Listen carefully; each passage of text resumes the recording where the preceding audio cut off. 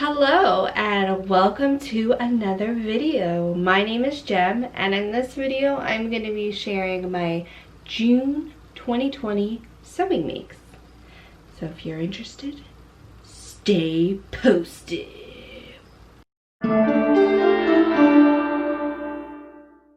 So for the month of June, I had some pretty lofty goals for how many things I was going to finish for me. I normally maybe do one or two, but I've been finding that my output has been really good because I've been trying to do sewing a little bit each day.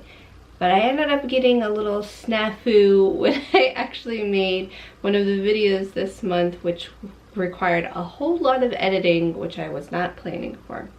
But anyways, let's get right into what I actually did make. The first thing that was on my list was the Hepburn top by Gertie in Charm Patterns. So I first made this muslin out of this fabric that I had, just so I could test the fit, and the fit turned out really well. And I needed to actually buy some ribbon because for this top you need to put ribbon in these channels to give the ruching effect. So I had to purchase that, and so I was waiting for that to show up, as well as some fabric that I purchased from Stone Mountain Daughter because I wanted to do the one that she has in her video, which is a red and white striped, or video pictures, red and white striped. And so that all came towards the end of June. So I actually did cut out the fabric yesterday, and as of right now it's June 29th, so I might be able to get it done by June, but not enough for this video. I actually have it right there, so hopefully I'll get it done today. But this was the first one and it turned out really good, just super easy. It's literally two pattern pieces, a front and a back on a fold, and then you just put the channels in. And I usually find her sizing really works well for me, even though the last couple of things didn't fit right, but I blame that on myself because I'm not really good at fitting and doing fitting adjustments, so I think that's my fault. But this was the muslin. The second thing that I had on my list was actually just to do some mending. So this dress that I had purchased on Poshmark for like $15 or something like that, it's an ASOS dress. It had some yellow staining here and I wasn't able to get that out, so I thought I would buy some red lace online and sew that to each of the things, and I actually ended up sewing enough to the bottom too because I had just enough to make it. So I started with just one line of stitching, and as you can see it kind of rolls up. So I already wore it and it looked fine, but I think I am going to go through and do another line of stitching here. But otherwise, I'd say a pretty good fix for me because this is now it's a wearable dress. Before, I can't handle the yellow staining. I can't handle it. So now I'm very happy with it, and I'm just going to do another run of stitching on there and probably take care of that flipping up of the lace. Make 3. So I've been telling you guys, I've been trying to get some leggings that sit at my natural waist. I have a long torso, and so I had to do an adjustment, and I did adjustment on the seam pattern that I had previously, but I did not like the gusset. It felt really weird, and so I was like, oh, let me try this other pattern that I have in my stash, this new look pattern, and see if I can do it that way. Well, this is what we ended up with. A nice baggy, super baggy, not leggings pattern. And you know what I realized after I had sewed it up almost all the way is that it's most likely because this is spandex, and the fabric for the pattern that it recommended is not spandex, and so that is my bad. And so when I got to this part and I tried it on, I was like, and I tried the legs on, I was like, oh no, way too baggy. These are not leggings, and I didn't want to continue on. So now I have this. You know, it also has like pulling there, which I don't know why. I did everything as it was supposed to do it, and it still did that. So I don't know why. This is just a big fat fail. I'm having the worst luck with yoga pants, and just like realizing what's in my head and trying to make it is not working.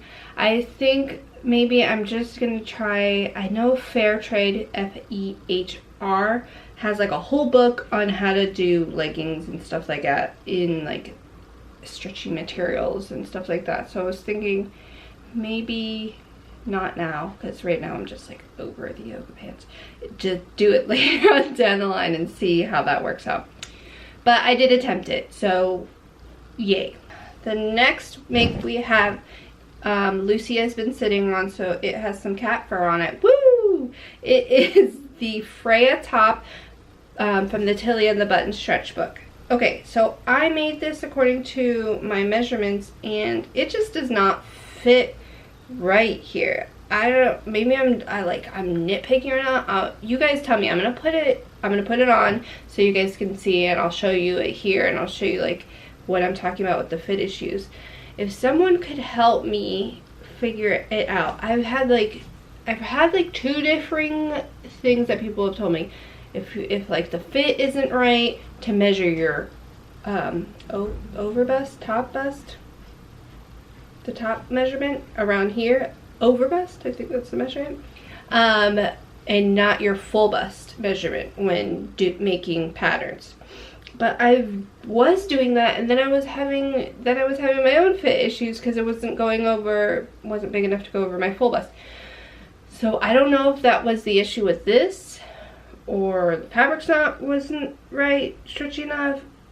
I don't know. I did everything that it said in the book, and it came together really nicely, but it just doesn't fit. I mean, now it has cat fur all over it, but whatever. One of the next things in the book that I really liked was it told you like the stitch length to use when you were sewing, which I've never heard. I've never read any of my sewing patterns that told you like, for this seam, use this stitch length. For this seam, use this stitch length. I was like, oh, that's really helpful for a beginner like me.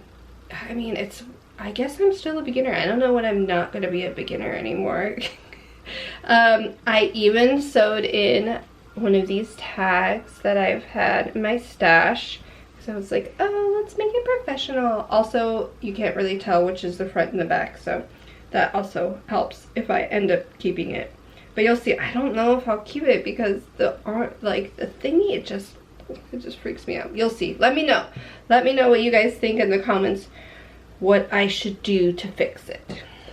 The next one I made is another Pipit loungewear set in this fun print. Oh my god, I love it.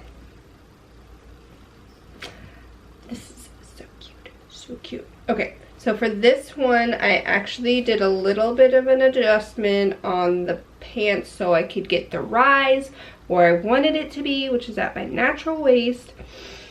And the preliminary try on, it didn't really get there. And so I'm gonna do a little side by side here of my original muslin with the like vintage like bed sheet fabric, and then this one, the blue one, and we'll see how, you know, does it look any different? The top shouldn't look any different because I didn't change anything at all to it. But this one came together really quickly. I loved it. I like making it because it's easy. And I mean, the thing I hate the most about these is the, you know, the buttons. I just hate doing buttons. I hate doing closures. I just hate doing closures. Whatever, what are you gonna do? But otherwise, I love it. I love the Pipit loungewear set, but I need to take a break from making them.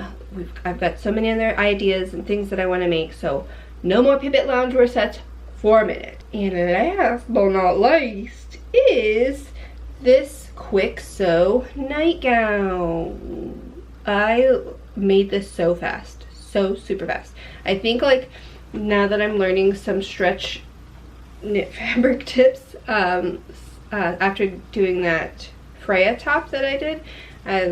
The instructions did definitely not call to do this row of stitching on the neckband after you finish it, but I was like, the other book told me to do that, so I'm definitely gonna do that, and I love how that looks. It looks so much better.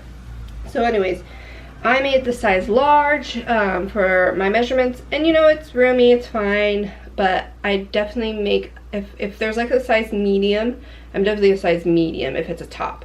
So I think next time I make that, I'm going to make the size medium, and I am going to make another one of these, but in the different style. So this is the style with the long arms and the knee length. It's the knee length version. I'm going to make the smaller version. You'll see in another video. I'm going to make another one of them. But anyways, it works. It got the job done. I still haven't washed it, so it's got some writing on it. And in the design, it like says that you can like embroider something on here. I put something on here, and I just wanted to make it to see if it fit, but like now it seems so kind of naked that I kind of want to put something on it, but we'll see if I actually do that. All right, so that is all my makes for the month of June. I thank you so much for showing up and watching my video and being here every week on Thursday to see my videos. I felt pretty accomplished with everything that I finished this month, so thumbs up for me. Thumbs up for me. And if you think that I did well, give me a thumbs up, all right? And I do want to say a big old thank you to my 39 subscribers. You guys rock my world. And if you're into sewing content or just seeing me being a little weird and talking for some time, feel free to subscribe. That's what you're gonna get here. Me in this face talking at you with some sewing content.